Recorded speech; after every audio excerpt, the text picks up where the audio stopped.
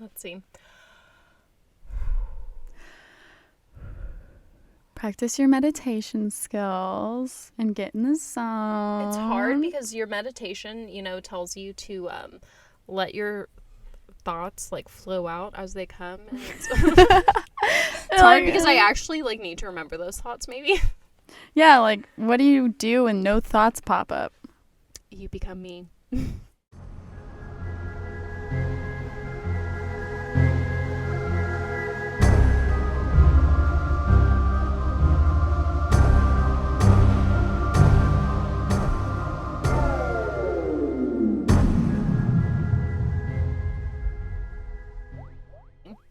And P.S. If you hear a howling cry in the background, I'm sorry, it's my cat Simba. He's really, really upset that he's not allowed in the studio right now. Major FOMO. Major FOMO. This one, he's like super pissed that he didn't get the VIP pass. I'm sorry. It's just Bush is the special guest, okay? Yeah, and limited. Our studio, we're just starting. We're beginner phases. It's just a little cramped. and if you couldn't tell, there's no divider between us. We're in the same room. We're in the same studio. Yeah. Sorry for those who can't see. Yes, Sarah is like here right next to me. I'm a high school girl. I'm in Texas. What's the song that Sandy sings? I wanna go home. Whoa, whoa, whoa, whoa. Bush, this is your part. Oh, oh, there he is. Hi. But yes, guys, welcome to the Red Rum and Red Wine podcast, the podcast where we talk about murder, mystery, mishaps, and our yowling creatures, our yowling little furry friends. Yes, my name is Kristen. My name is Sarah. Welcome. Welcome. Bush, that is not the welcome that we were actually asking for. Yeah. Okay. Oh. He has FOMO and he's not even. Yeah. It's okay. Okay. Welcome, guys. So yeah, we are live in studio together. So hopefully audio is good this time around. We made sure to stay in our little Harry Potter closet. Sorry, I've been watching a lot of Harry Potter because Christmas. Happy, what is it? Yulmus? I'm a terrible witch. I feel like there's like so many things you can say. Yeah. Happy that. Happy all of that. And happy holidays. Happy Kwanzaa. Fuck. Happy holidays. And yeah, so do we want to talk about anything? Oh, what we're drinking? Yes. Monday mimosas. With whoever wants to be right here. JK. I mean, technically it's Cook's, but yes, technically we're drinking Cook's, but do you love champagne? Do you love to give it away for free? Because we have two guzzles that love to guzzle it. Yep. So, insert ad here. This could be you sponsoring us. Huh. We don't have a taste preference when it comes to champagne.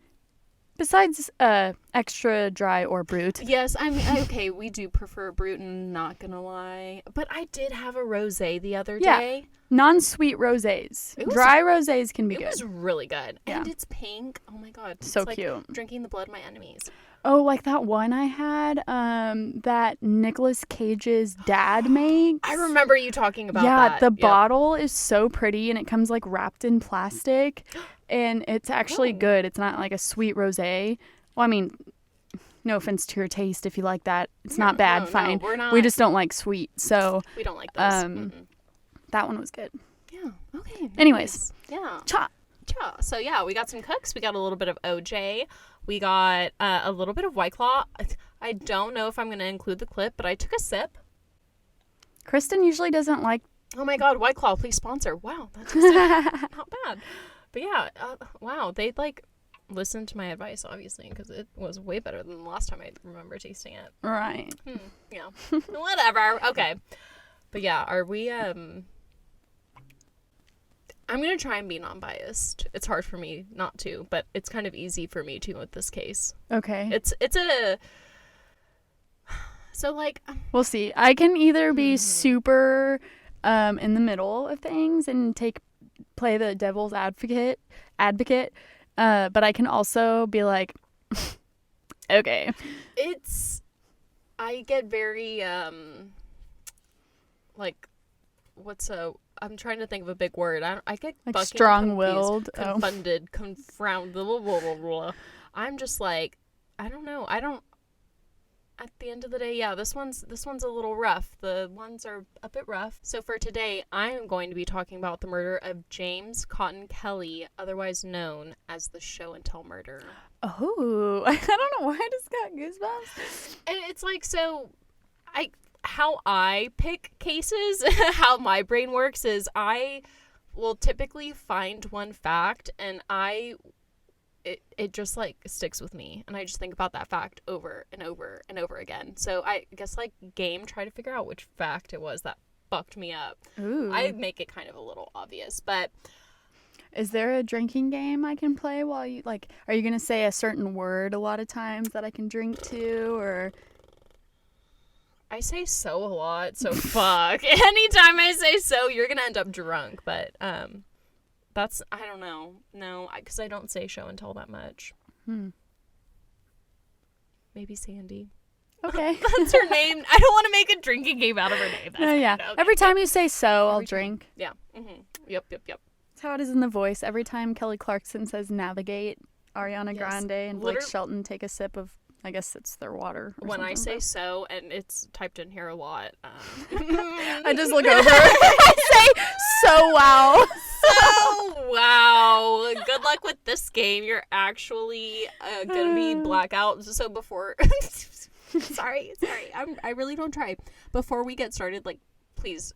I don't condone to this game because you actually will die. So drink responsibly. And if you're not 21 and up, don't fucking drink. Or in other countries, the drinking age is different. So 18, whatever it is. Whatever. Just don't. Oh my God. Huh? Speaking of other countries, you know how we're always like, we're from America. Mm-hmm. You know what I realized? What? Is that there's a North and South America. Like, people from Mexico can be like, I'm from America. We're from the United States. I don't think it's like the same. Of America. No. Yes. No. Yes. Because the United States is Northern America. South America is like Brazil and like Mexico is part of like no. Okay, well I meant to say like Brazil or whatever. No. Because they can be like, I'm from America. Yeah, no. Because they're South America. I guess, but no. Yeah. I have never heard a Brazil person go, I know, I'm from America. because we've like literally Americanized United States. Exactly. But I was just, because I was watching. No, I think they have like more like nation. I was watching a show and the dude pointed it out on the show. He was like throwing out facts and was like, actually, it's not correct because there's North America and South America, the U.S. of A. But America has done what America does best and colonized the word. Yes, or, exactly. Sorry, North America does what America does best and colonized the word. Exactly. Anyways, just Good a point, fun good point. point that I kind of thought. It you know, really made me think. I was like, well, shit. You need that type of thinking for this case because... Well, my critical thinking skills coming off the back burner. Maybe not critical thinking. I guess I should say it's just really more of a mind fuck. Like, it just really left me thinking, like, what? Okay, sorry. If you guys are wondering what the fuck is going on. Yeah. So our story begins with a woman named Sandy Shaw. Oh. Now, Sandy Shaw, lived a life in Minnesota. I didn't exactly look as to where. It was actually pretty hard to find a lot of articles that had any type of detail excuse me, into her early life. But what I did find about her early life was pretty shocking. So her parents did move from Minnesota over to Las Vegas, Nevada. And I'm like, I don't have glasses. Sorry, I don't have glasses on because I want to look pretty. So I need my iPad so I can read because I'm poor and I can't afford contacts right now. Please sponsor us. Don't sponsor us. Just Like, what is that one contact brand that's always like advertised that you can like get through the mail and Right. I'm just like, I could get contacts. It's just without insurance, I'm too lazy to like go through the steps. I Yeah. don't know, like, oh fuck me. I should. I just meh. So her parents moved over from Minnesota on over to Las Vegas, Nevada when she was around 6 years old. And it seems like she lived somewhat of like, I would say, a normal life, like a pretty average childhood until she hit the age of 13. That's when it begins for the most of us. Okay. Yeah, but it's like, I was shocked when I heard her child. Like, it's not what you think. Oh. It's not what you think. It's So not what I did as it is which not. is like me. Yeah, it was not what we did at all, because when she was 13, she would become the witness to a grisly murder-suicide. Oh. Yeah. Ooh. Not that what we were doing at Okay. yeah. I thought you were gonna say she like started working the started corner on the doing strips, like Oh, I on the wasn't strip. doing that either. Well, no, but you said it like Oh, yeah. crazy. No, I like get it. Mm-hmm. I thought she like went to work on the corner. Yeah, no.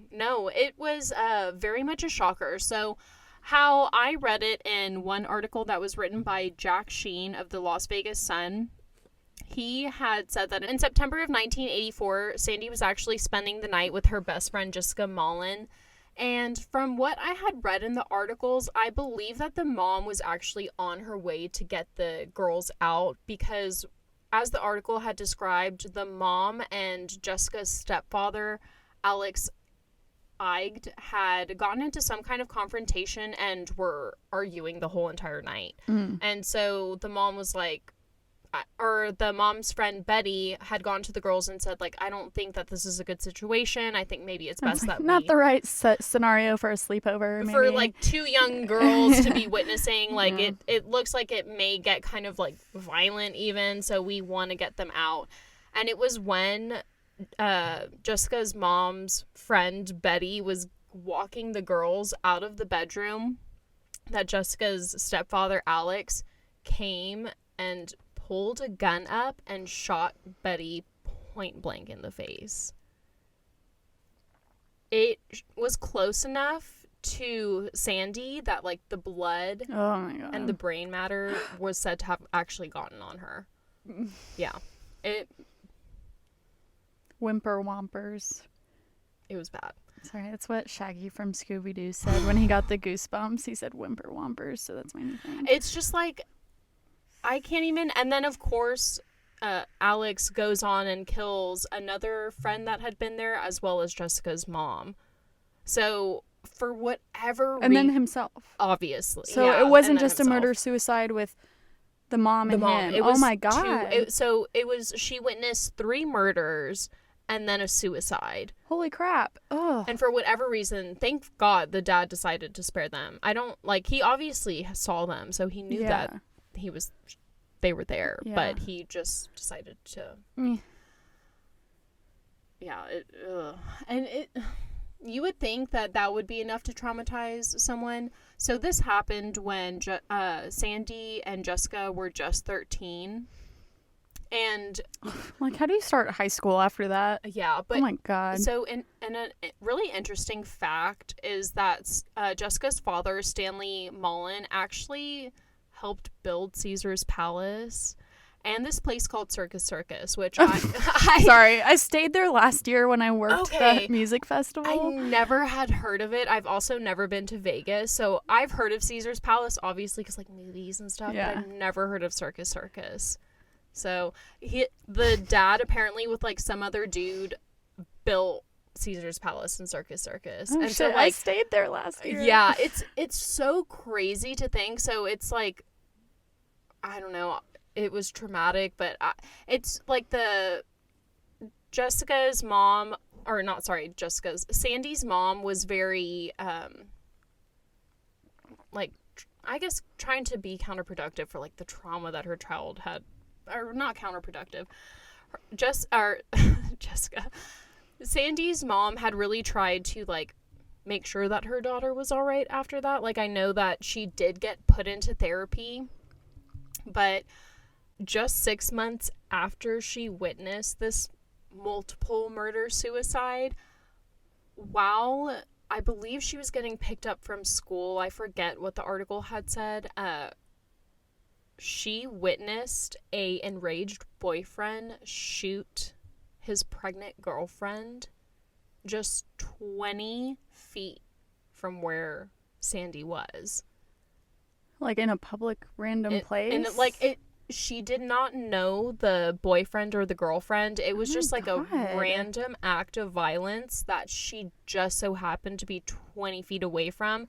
And it just so happened to be 6 months after she witnessed this horrendous murder-suicide. I would have been looking up at my angels and been like, yo, y'all are putting me in the wrong place at the wrong time too many times, okay? Okay, I understand that God has unfavorites, but like, what the fuck? It is just like she has hit some unlucky streak in life, and of course this takes a huge... She was 13 at the time of the original murder-suicide. I believe by the time that the shooting with the boyfriend and girlfriend happens, she's 14. So, like, she's a teenager, and she's experiencing traumatic... Like, I have experienced trauma as a teenager. It not to that like degree. That, no. It is like, that is a very... We've had trauma. We've been unlucky, but not to like that degree. It Holy is crap. like, that's a layer that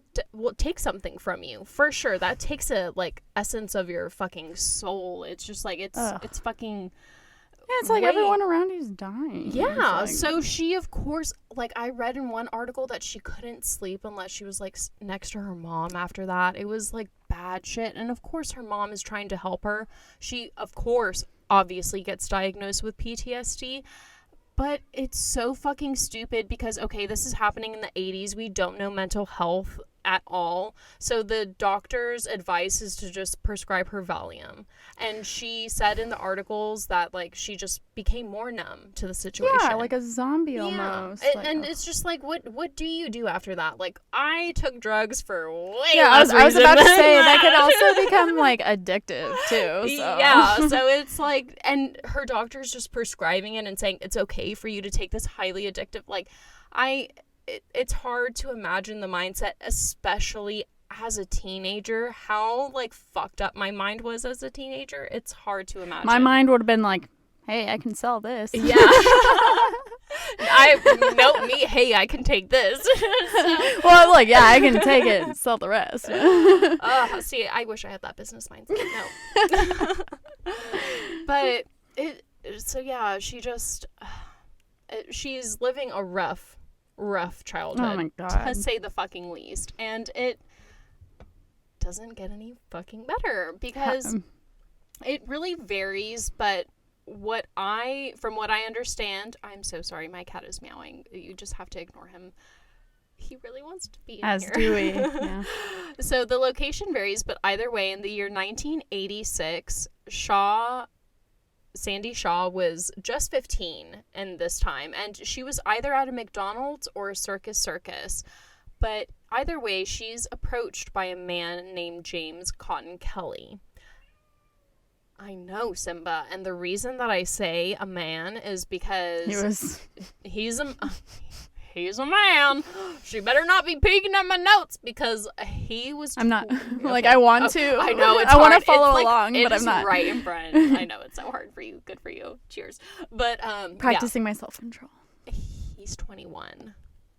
21. Hitting on a 15-year-old. They're at circus. Yeah. They're not at McDonald's, And probably. it was, when I read it was at circus, it was like, apparently there's an arcade there or something. Oh, yeah. So, from walking around circus last year when I worked day in Vegas, that's where they put us up. And because it was right across the street from the place the festival was. And fun fact, I occasionally work music festivals for fun. Yeah. Anyways, it's a really fun habit that I love about her. As of, most hotel/casinos in Vegas, it's not just a hotel and casino. They have gift shops, restaurants, arcades.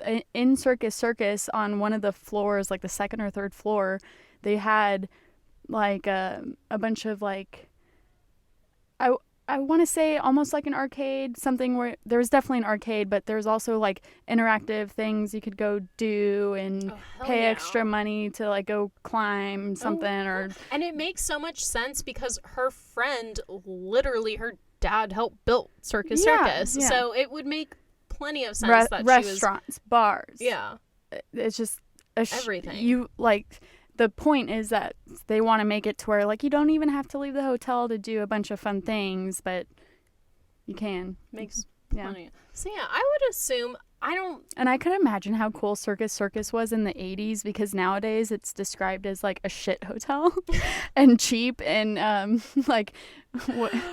That's so... Yeah, because, I mean, honestly, I have not heard of Circus, and that's... like why I assumed, but like Caesar's Palace, everyone knows about that one. So when I saw that, I was like, wow. But Circus, I was like, that's so cool. I mean, it sounds like it would be a circus. Yeah. So, I mean, that's cool. But either way, like in one article, she had said straightforward that she was at a McDonald's and he approached her. But then in another, she also said something else. Well, and I want to say there might even be a McDonald's like right next to Circus. Not in Circus, but like right next to it. So maybe. But I could be wrong. And like, who knows, even back in the day. It's just, either way, it was around that area. But she was approached by this James Kelly guy. And it's kind of hard to say how their first experience really was. Like, if they talked, what words were exchanged between them. But I know that either way, I don't believe that Sandy like gave him her number or anything like that. What it made it seem was James went to Sandy's friends and was like, hey, your friend's cute. Do you think I can like get her number? Ew, that's what you do as a 13-year-old boy or a fucking 10-year-old boy. He has the fucking like mind of a 16-year-old and is just like, yeah, you're like, hey, go tell your friend I think she's cute. Yeah. Instead of just being like, hey, you're cute. And sorry, like a trigger warning for any fucking high school trauma, but what the fuck does this 21-year-old man start harassing this 15-year-old girl for? I can give you one guess because it's definitely a fucking teenage motive. Mm-hmm. Yeah. Sorry, my foot's asleep. You're good. Was she really cute? I want to look up a picture of her, but... the photo that I saw was when she was out of her situation, but she looked good. Okay. She was pretty blonde girl. She was a cheerleader. Oh. So guess what he asked for? Send me a nude? Yeah! Wait, how do you do that in the 80s? A fucking Polaroid? So how one of the like fucking 70s serial killer probably did it, or that 70s dating show serial killer, that guy that the San dating Antonio, show, yeah. Richard Ramirez. Yes. He did very much like the let me take a photograph of let's go in my van and I can take a photograph. Let me take like an artistic photo of you for my private collection. I was if it would have been the right guy maybe, but I know, I'm like thinking back. Okay, been there, done that. I was like, we were just talking about this before, like not even well, and also I was thinking the other day, sorry to interrupt, but like maybe I think just on my drive to San Antonio, I was just like thinking about random shit, and I was just like thinking about when I lived in LA and these random creeper photographers would be like, let me take photos of you, and then I'd never see the photos. And then even just experiences that I have had with men in general, the amount of what am I trying to think? What's the word of? The unconsented photos that have been taken of me. Like, what's the word? Unconsensual photos. The unconsensual photos that have been taken of me. Like, yeah. Like, yeah. Mm-hmm. Didn't agree to that. Why is it on your phone? Why is it there? Why do you have that? Why is that on there? I don't remember consenting to that at all, actually. So, yeah. Thankfully, they didn't have fucking cell phones and, like, cameras right up their little hand. So he had to ask the hard way. He had to be like, hey, will you pose in a little artistic studio with me and take some tasteful nudes? And her... thankfully, not having the self-respect that I had as a fucking 15-year-old was like, no, I'm not gonna do that because I don't deserve that, and you're not gonna take these nudes of me. You're a grown-ass man. Good for her. I would have been like, a 21. Maybe not when I was 15, but when I was like 16, 17. Interested in me? Because when I was 17, a 21-year-old was interested. And I was like, hey. I very much had the daddy issues of older men go up on that. So it's, no. Thankfully, she was like, no, I don't want that. But very much like most, no, I don't want to say most. Very much like some men in the past who have been told no. They just want it more. They just don't hear and no. And they think that it means yes. They say no and they like, say, oh, okay. You're just being cute. It's, okay. What is Barney? Challenge accepted. Barney? Barney from How I Met Your Mother. Oh, I thought you were talking about Barney, No. like the purple. Oh my I God. was like, when did he say that? Teaching children to not consent. That was his goal in life, yes. No. So they just very much saw it as like a, okay, yeah. So what did James start doing? According to these articles, he began stalking. Oh. Stalking.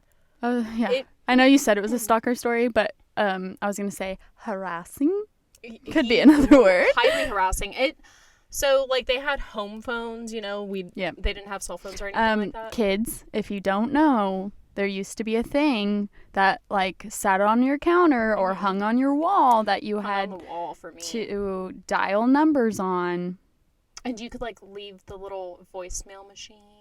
Yeah. And then you would have to, like, rush home after school and delete the voicemail saying, like, oh, she skipped school. And I remember our cord being so long, so I could be, like, across the kitchen with a phone. So are you drinking that one now? Should I open this one?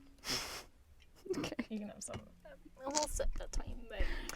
But yeah, it was just very much like, they had the old home phone, and it got to the point where the mom had to, like, apparently disconnect the phone. He was calling so much.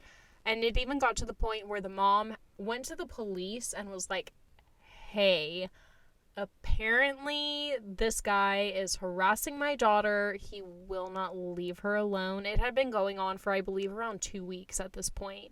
And she was like, can we do something to get this guy to stop talking to my daughter, because I'm starting to get worried.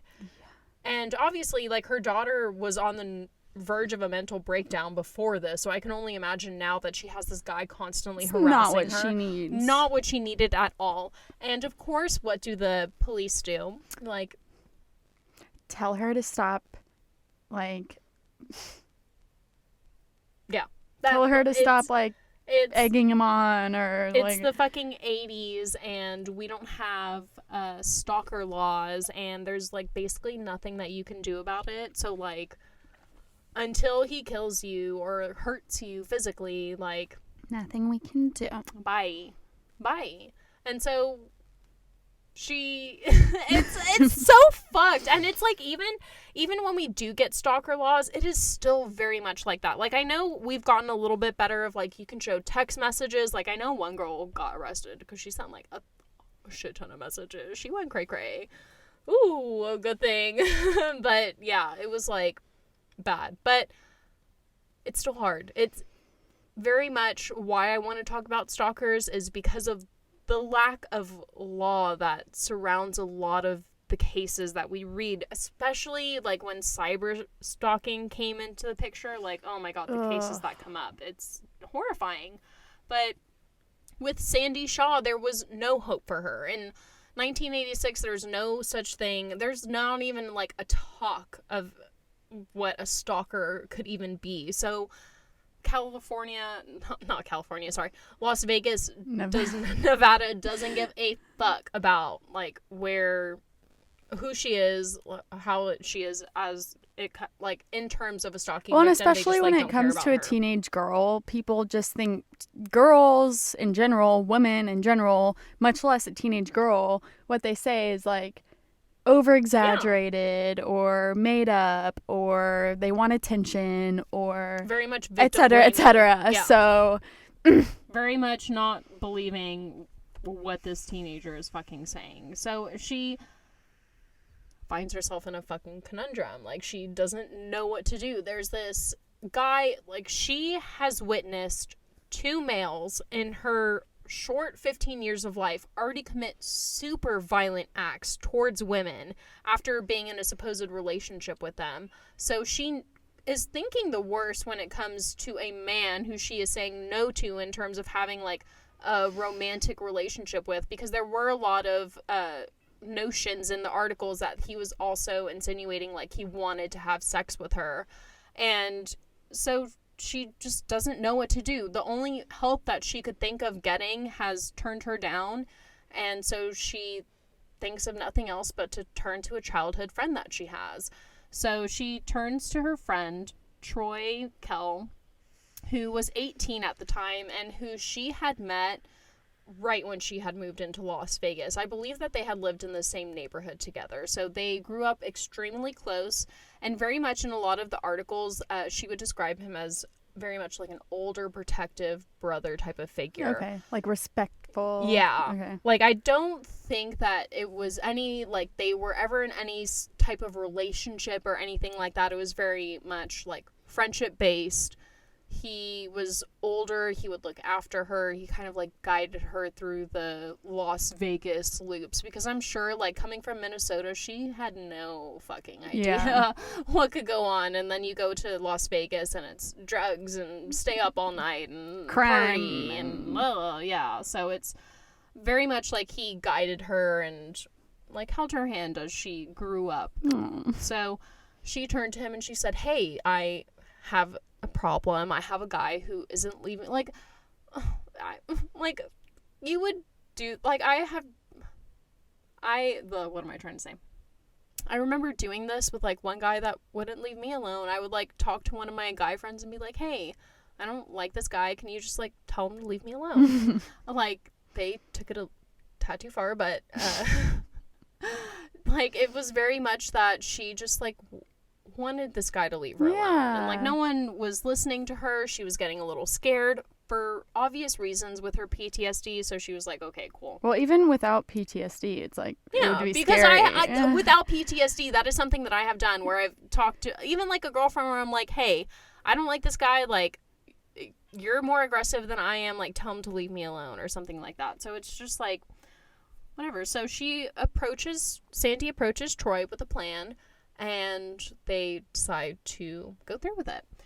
So on September 29th, on 1986, Sandy calls James up and says, "Hey, I will finally agree to go on a date with you, but I have a condition.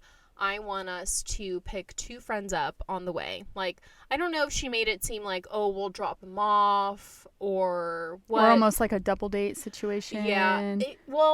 It was 2 guys that they ended up picking up, so it's hard to make it seem like a double date. Or like a group hangout. Yeah, so that's why it makes it, like, in my mind, and it's hard for me to get information on the exact timeline or, like, what exactly was said. So from what I could come up with, I would assume that it was like, "Hey, let's pick him up. We're just going to take him somewhere. We'll drop him off real quick, and then we can go on our date." But the plan that Sandy had made with Troy was that at some point Sandy would have to excuse herself, either to use the bathroom at some point, and I guess, like, they would be dropping him off kind of, like, far away, so they would hit the outskirts of Las Vegas. So when they hit the outskirts, Sandy would say, "Oh, I have to use the bathroom." She gets out, and then when she walks about 50 yards away, she's going to pretend that she has some type of ankle injury so that it causes the boys to get out of the truck or out of the car. And once they're out of the car, that's when Troy and the friend that he brings will beat him up. So the friend that he ends up bringing, his name is Billy or Dave Merritt, I read. And Troy was 18 at the time and Billy was 17. So, and I also read Dave. So I don't know which name he technically went by, but in articles I read both. Yeah, because he's underage, it may have been changed. Yeah. And, I want to say, like, Dave Fletcher was his name.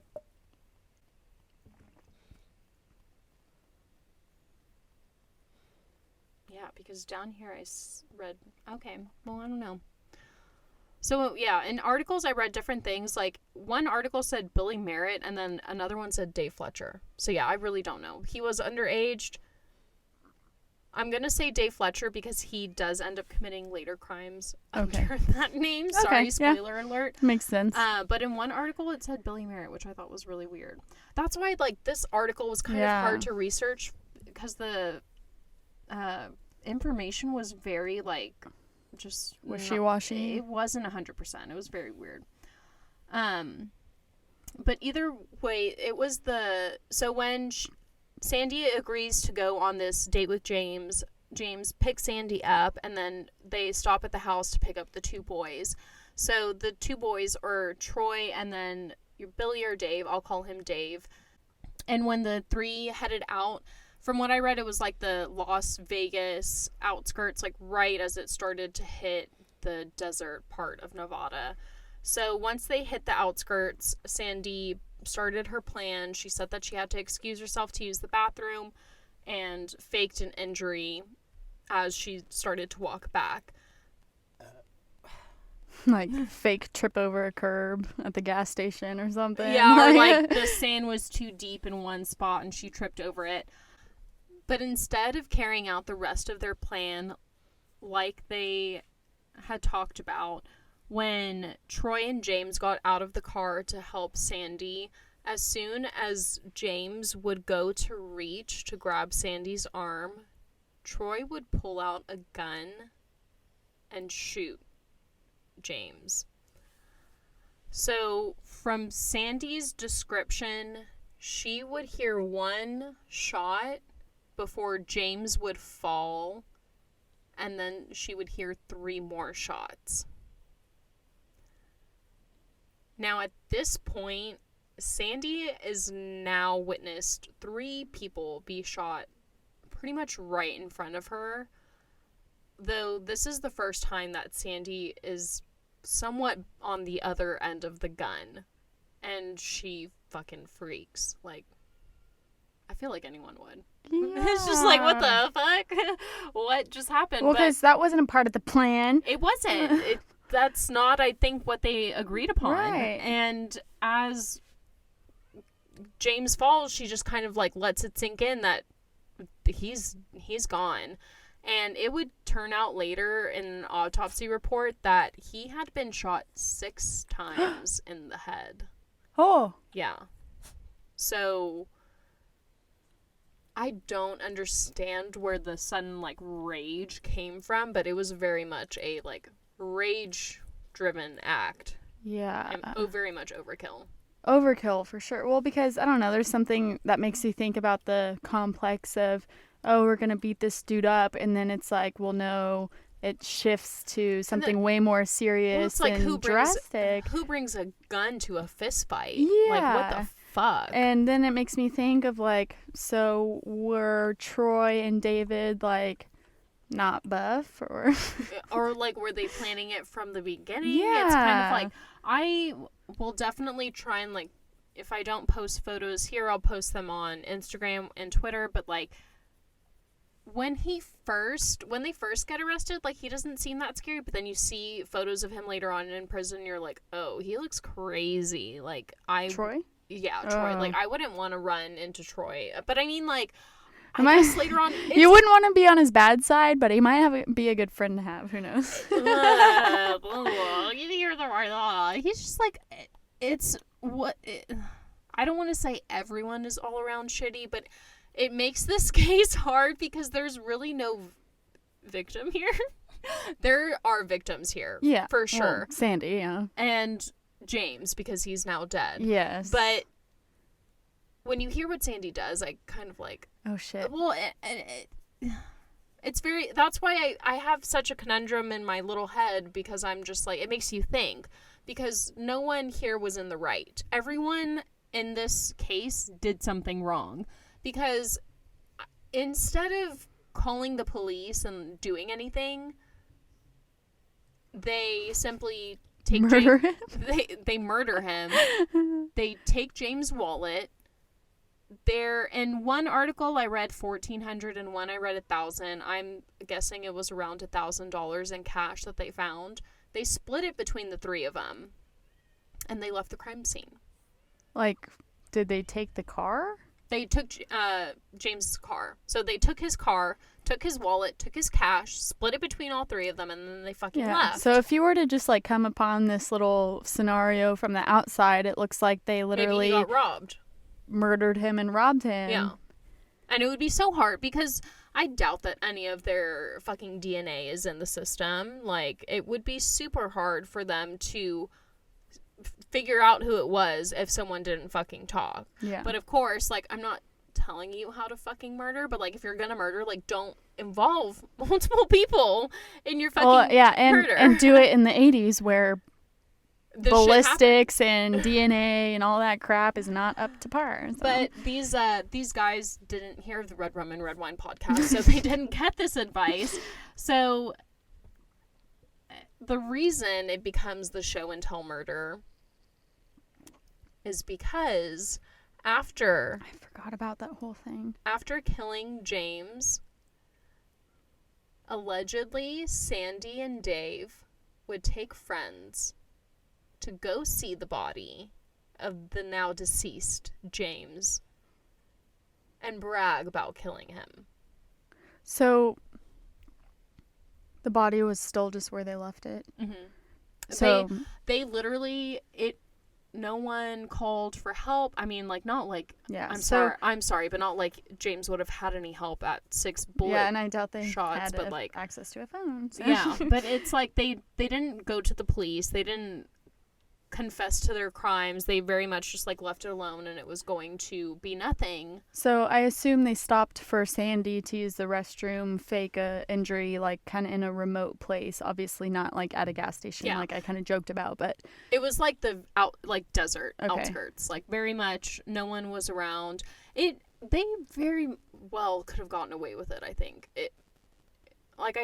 like I said, I don't think that their DNA would have been in any kind of system. It's the perfect time to commit a crime like this because they don't have very much knowledge about DNA or anything like that. And the way that he was killed, like, he didn't technically touch any of them. It was his car that they were using. I'm sure, like, it was the perfect crime for them to get away with it, but they're fucking teenagers and they're gonna fucking blab. And it's shitty because there's one fact later on that happens and I get kind of annoyed because even though James may be this alleged stalker, like, it makes you know better to kill him and it makes you know better to, like, defile him in the way that they do later on. So it's just, like, it gets annoying, but oh, whatever. We're not the ethical police here by any means. Don't look at me for being your role model. I am not that, but where was I? So, of course, because they are fucking telling, drink, because I said so. I haven't been following.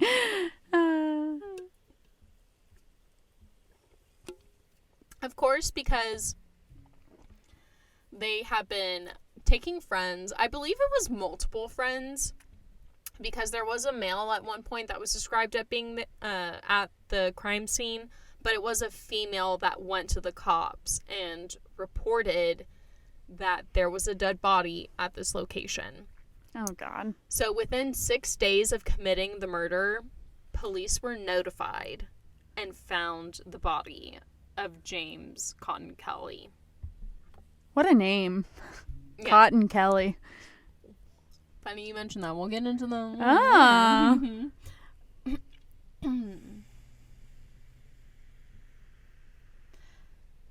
So with multiple witnesses confirming the events to police that both Sandy and Dave Fletcher had shown them the murder scene and that they had bragged about the killings, police were able to easily arrest and convict both Sandy, Dave, and Troy because they were able to find that Troy was the one that pulled the trigger. During the trial, Dave Fletcher was able to receive a plea bargain, and because of the differentiations in all of the articles, it's hard for me to say, like, how long his prison term exactly was. Some say it was like 8 to 12 years, and then I'll get into like why it differentiates later. But either way, he was sentenced to like around 12 years in prison because he caught a plea bargain because he put Sandy Shaw at the scene of the crime when he was showing and telling off the body of James Cotton Kelly. So because of his role in shooting James in the face 6 times. Like, that's pretty good aim, because you imagine, like, the first shot, he would have fought. Well, I guess that makes it easier if he fell to the ground and you're like, boom, boom, boom, boom. But, it's very, it's just very, like, cold and vicious. Yeah, when like, you in the hear head. those details, like, very much overkill and not needed. So Troy Kell, for his role, would be sentenced to life in prison without the possibility of parole.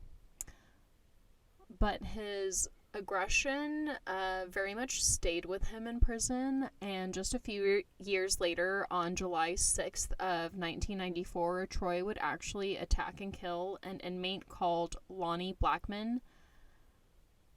He would stab Lonnie a total of 67 times. While he had another inmate named Eric Daniels hold Lonnie down. And if, like, Troy being an aggressive asshole wasn't enough, he was very much a white supremacist. Oh, God. Because while he was stabbing Lonnie Blackman 67 times, he was screaming. Or more like shanking. But he was saying white power while he was, because I assume Lonnie was black. Yeah. Lonnie was black. He was a black man in prison. Gross goosies. So because of his hate crime that he committed against Lonnie, because it's a fucking hate crime, I don't know if he was, like, given the choice. In one article, it very much made it seem like he was sentenced to death, but he was given the choice. Do you want lethal injection or do you want a firing squad? Huh. And Troy, of course, was like, I want to die by firing squad. Hell yeah. And, oh my God, I haven't... Like, that's when you stand against a wall and they just fucking shoot you, right? Yeah, and you have 5 oh people. My God. One is a blank, and they just shoot at you. So, let me see. So... Sorry, I'm just interested because I've never really heard that as an option before, and I know it was a thing, but I wonder, like, it was very much a thing because it's not anymore, right? Yeah, so that was my thing. So the nation's last execution by firing squad was in 1996, and when his last, like, date that was set for execution was, I believe, around 2003, but it was around 2003, but he had an appeal at the time, and I believe that the appeal went through, so I don't think that he's dead. I think he's still in prison. Does that make sense? Well, yeah. I'm just, like, ew. Shocked. But so the reason that we don't do death by firing squad anymore is because of it's fucking cruel. It's very, like, Nazi. it's just, like, very genocide, but it's very much like not only traumatizing to, you know, the person that you're killing, but the fucking people that are shooting the gun, because they leave blanks to a certain amount, so, like, no one technically knows who's pulling the bullet, but, like, or that's a pulling the mind trigger. game almost. But that's like almost even worse, because you're like, I don't know, but, like, you're fucking someone. You're like, I don't know if I'm gonna kill him or not, but I have to pull the trigger. Yeah. And then on top of that, you're killing someone. So it's just like, that person deserves time. It's just all very messed up, very fucked up, very, I don't believe in the death penalty, so let's not do it. It's just my view. I believe in it depending on the case. Yeah, so I'm very middle with many of my views. It's very depending. Yeah. But no, not for me. But with I know there was one other dude that also decided to go death by firing squad, and he, like, also murdered a lot of, like, young girls, so not also a good person at all. And he very much wanted to die. It was weird. When I read that, I was like, ooh, I feel weird about that. I want 5 people to shoot me. I just, like, I don't know how I feel about murdering people that want to die. It's just, like, it's more, just keep them alive. Yeah. It's more torture. I don't Oh, know. well, yeah. I mean, I agree, but most of the time they end up dying anyways, so. It was so, like, that article that I read about his last, like, them explaining why he wanted death by firing squad, and the article, it was just, like, very weird. It made me feel a lot of things. I'll leave it linked in the resources down below, obviously, if you want to try and find it. But so he ends up getting sentenced to death, but I believe to this day he's still alive. He's just, you know, on death row. You know how that thing goes. Yeah. They, more times than not, end up spending life in prison. And due to Sandy Shaw's role in the show and tell and the murder of James, she was sentenced also to life without the possibility of parole. And now here's where you think the story would come to a nice little clean close, but it's not, because if you haven't found a fact that, like, really blows your mind, it's because I haven't fucking said it yet. Because I know, I was waiting for that one fact you mentioned. Because there's something that I left out, and when I found it out, it not only shocked me, it shocked the parole board, it shocked the entire Nevada state prison that held Sandy Shaw, and probably the entire state of Nevada when they heard about it. Because you see, according to a 5-page little, like, affidavit, it's like a confirmation thing that Dave Fletcher signed. Yeah. Sandy Shaw was never present during the show and tell part of the murder. And she never bragged about the murders. Okay. Because, according to Troy and Dave, Sandy had no idea that Troy brought the gun. She did not ask for James to be killed. And she, like, basically when it happened, she just, like, didn't know what was going to happen. Had no control over it. She was like, okay, bye. Once it happened, I don't agree with what she did next, but she just very much in her shock went off and did what she did. And Dave ends up fucking her over by, in his testimony, putting her at the scene of a crime that she wasn't. Asshole. Getting her a life sentence in and jail. And he never even met her. Never met her until that night. Now, according to James, or not, sorry. According to Dave, because James David. Because according to Dave, he had some tea to fucking spill. So he said that when he was brought to Sandy Shaw's preliminary hearing to basically confirm that she was or wasn't there, when Dave Fletcher began to speak his truth, the chief deputy district attorney, Dan Seaton, that's Seaton, if anyone wants to spit in his drink, he was not available for comment. He abruptly called for recess during the trial and told Dave that, you know, he was not giving the answers that he wanted. And that if Dave did not start answering how this district attorney wanted, he would charge him with grave robbery, or it was like this weird type of assault. Yeah, like mishandling of a corpse. Because kinda. Fletcher's a fucking asshole. And he took his stepbrother to one of the, like, show and tell scenes. Is Fletcher's David? Dave, okay. yeah, sorry. I call him Fletcher because it's just like, they always call him by the last name. Yeah. But he took his stepbrother to the scene of the crime, and Dave's stepbrother took rings and a watch off of James's dead body and then later sold it at a fucking pawn shop. Okay. Yeah. I see where the grave robbing comes in. Now. It's fucking like, and it Dave, from what I believe, Dave was in the car when Troy shot James. So, like, They all didn't get out? No, from what I read, it was just Troy and James that got out to help Sandy. So from what it seems, I don't know if it's 100% because these articles are so fucking finicky.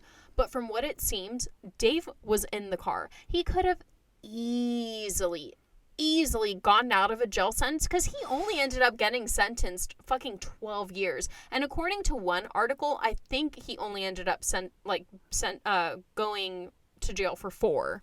Oh, so it wow. was, in one article I read, it was sentenced to 12, got out in 4, but then some were like, oh, he was in it for the full 12. But I think they're just mistaking it with his sentence. Yeah. So he was in jail for 4 years for this supposed part like in accomplice. Yeah, basically. and the only reason that Sandy Shaw got sent to jail for life was because she did the whole show and tell bit, which wasn't even fucking true. Which, like, I understand the guilt after the murder and Sandy not doing anything. Yes, she is guilty of something, and that is a jail sentence, whether you like it or not. It's like at least accomplice of crime or fucking something. Like, you watch someone die and you didn't help them, you didn't report the crime, like, you need to be held somewhat responsible. But to say that she did Dave's crime and then give her life in prison and this guy only got 4 fucking years, like, oh, that fucking shook me to my core. Yeah, I would have been like, hello from my jail cell. What the fuck? By the time this happened, Homegirl had spent 21 years in jail. She had spent more time in jail than she had in fucking, like, out in the open. Out in fucking life. Out in real life. Out in real life. 60% of her life, one of the articles said. Pushing 40. Oh my god. It's like, and we'll get into, like, her effects later, but it's just, like, it's infuriating. I'm really upset hearing that. Like, how Sandy came out of this not angry. Brava. Yeah, she comes out not angry. She even I like to hold grudges. I'm a petty ass bitch. Not like always and always, but almost always. I'm a petty ass bitch. I would be so, and she, like, at one point she thanks him because she's like, if it wasn't for his testimony, I wouldn't have gotten out. And I'm like, that's fucked up. That's a fucked up way to look at it, Sandy. Wait, so his testimony wasn't for 21 years later? And I'll tell you why. So is it because he lied at first? He didn't. Yeah, because he lied, and then he was up for parole, and he told the truth. No, he wasn't up for parole. No, he was not up for parole. Because it's hard to say why after like 21 years, Dave Fletcher wants to sign a fucking affidavit saying, "Oh, I lied," because I would love to think that for once a man's like, oh my guilt, it's fucking killing me. It's not. It's never. It's never that. It's probably because unless they're hearing actual voices in their heads, like unless they're like fucking schizophrenic, it's probably not gonna. Because what really happens is coincidentally in 2008, Dave's past just like happens to catch up with him. Because, since he only served supposedly like 4 out of his 12 years, instead of being a productive member of society, because like, why would you do that with your freedom? No, he racked up attempted murder charges. Oh. Drug charges. Oh. Property crime charges. Mm-hmm. And if there is any irony in this case, it is right here. He picked up some stalking charges too. Huh. Mm-hmm. Because his last charge, he was charged with kidnapping and sexual assault of a Las Vegas woman. I know, obviously it's bad if it's like a child or woman, but I thought you were going to say like a teenager. It's okay. I think why I get so mad about it is in one of the articles that I was reading, it's not that I think that there's a victim here. It's just that I think everyone did something wrong, and we can all learn a lesson from everyone. But the way that they made Dave Fletcher seem when he like came and saved Sandy Shaw, like, no, he didn't save Sandy Shaw. He's basically the reason that she was put in jail in the first place. And in the article, it made it seem like Dave was like, my mom and my girlfriend, who then becomes his wife, and he was like, they were in the room and they like super influenced my decision, and I was thinking about them. And I think he like, maybe the girlfriend was pregnant at the time because he ends up having a daughter with her. And so they make him very much seem like a family man. And I'm like, no, he's fucking not. He's a monster. Like, every one of these people has some kind of fucking role, because just because you impregnate a woman does not make you a father. It doesn't like make you fucking anything. And it's just like, because when the judge basically like talked to him of his charge, he would be like, I'm not innocent. And he's probably saying he's not innocent because he couldn't deny the 20 to 30 blows that he had sent to this woman's fucking head. But he would say, I'm not guilty of this crap, though, because his attorney would say there's no like scratch of evidence to prove that he sexually assaulted this woman. He just hit her 20 to 30 times. So I'm guilty head. of like murdering her or attempted. I'm guilty of like attempting to murder her and kidnapping her. I did not rape her. But I did not have sex with that woman. Which I get. I mean, if you didn't, you didn't. But if you did, which it seems like you did. Like the worst of the charges are already happening. And then to try and bring in the fact that he has a fucking wife and daughter to like make him more humanized, like, no, don't do that to me. Don't, because I don't fall for that. If anything, like, I get more mad. But yeah, thanks to the testimony that Dave ends up giving, saying, hey, like, Sandy for real didn't bring bodies, or bring people to the crime scene. She didn't want to bring people to the crime scene.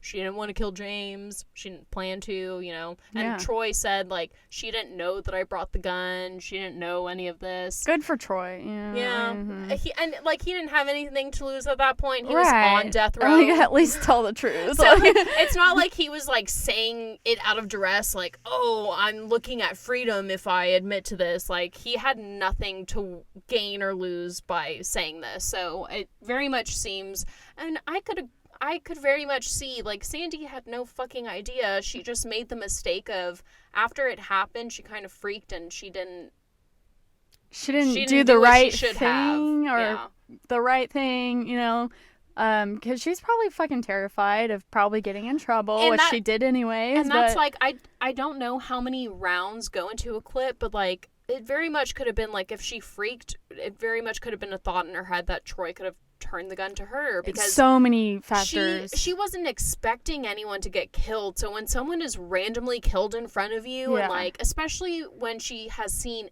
people in intimate relationships, and she knew Troy on an intimate relationship, even if it's not romantically, it's on a friendship level, like, it could very much I could see her thinking, like, he's gonna kill me. Even like over that period of the 6 days when the police finally got that report from whoever, she probably was terrified for her life if she did open her mouth or go to the police. Like, she was next in her mind. Yeah, it's really hard because, like, I was telling Sarah kind of when I was like alluding to what the case was about, there were definitely people that were commenting on the article that I was reading about how, you know, she was way more guilty than it seems, yada yada. And like, I definitely don't want to, like, and this is where, like, I want to come not biased. I want to give a non-biased opinion. Like, I definitely agree that James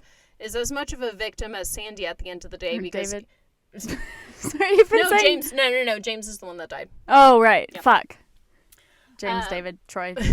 Who knows? Fuck. But like, at the end of the day, James is as much of a victim as Sandy was at the end of the day, because he ended up fucking losing his life. Like, you can't deny that he wasn't a victim of this, but to say that Sandy wasn't some victim in this like fucked up way, it's like, she was really, it seemed like she tried all of her ways, and people would say like, oh, she's crass or whatever, and I'm like, no, like, she asked for help from a friend, and she probably just didn't know that this friend was violent. And he goes on to show that he is violent in nature, because he fucking stabs another inmate 67 times in prison. So I don't think that she knew who she was asking for help, but it's very much like, yeah, it's hard. It's hard to say, but now that she had been locked up nearly half of her life, over 60% of her life, she found herself released from jail. Oh.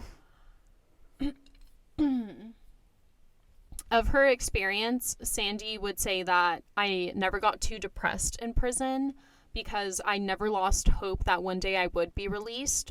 I was denied parole on 2 different occasions for reasons that are hard to understand. But I just kept faith that I could be with my mom again because her health had been really bad.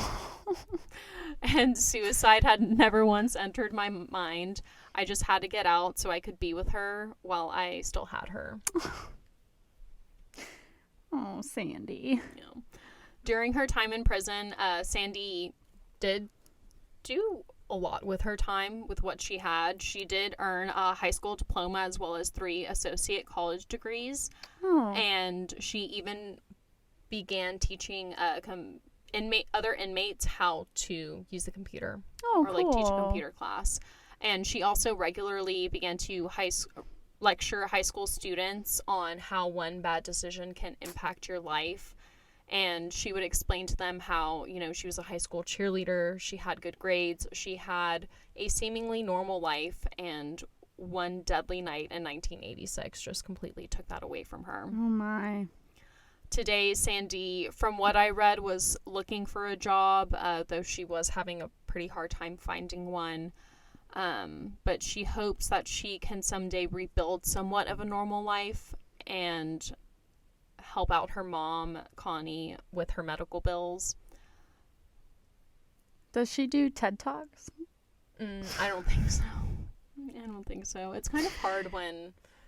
I don't think that, it's when, more like... When you are, like, still found it's like guilty, inspirational. It's like not, yeah. It's hard. It's like a different level, which makes this case so... Like, I'm telling you, it's... Like, there's no true victim, but everyone's a victim. Except for fucking Dave and fucking... What's his face? Troy. James? Oh, Troy. Well, it's like, and then... Well, okay, so you could see them... So, devil's advocate here. You can see them as victims because Troy obviously has his issues. Yeah. He's troubled, and so he's a victim of something wherever it stems from, but that doesn't excuse anything.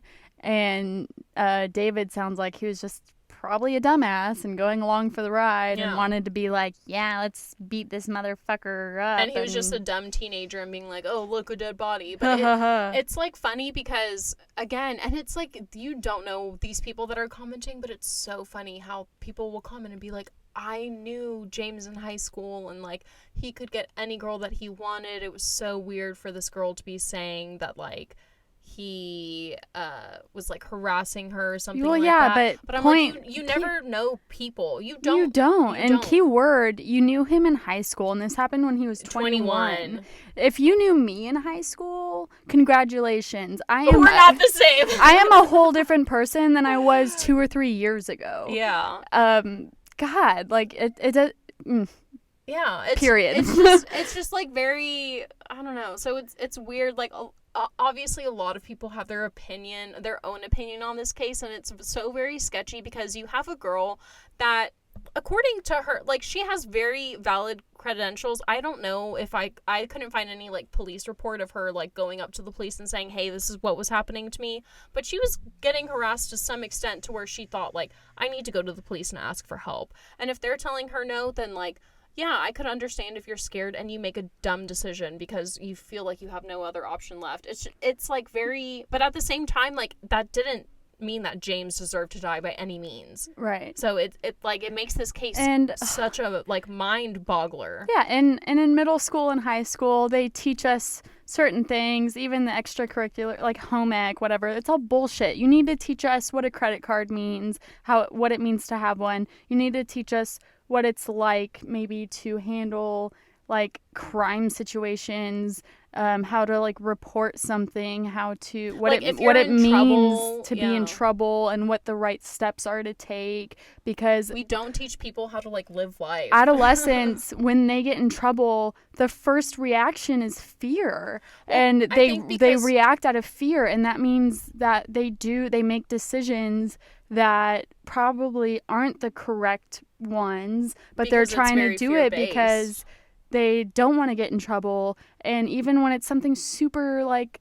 simple, like not as extravagant as murder, even if it's something way less drastic, Fucking drugs, fucking speeding tickets, getting pulled over, like little things that are pretty normal. We don't know how to handle these situations because we're not taught. Yeah. Like, I watched Cops growing up, and that still didn't help me. I thought telling the cop that was pulling me over, I thought being honest with him about my 1.3 grams would help me. Did it?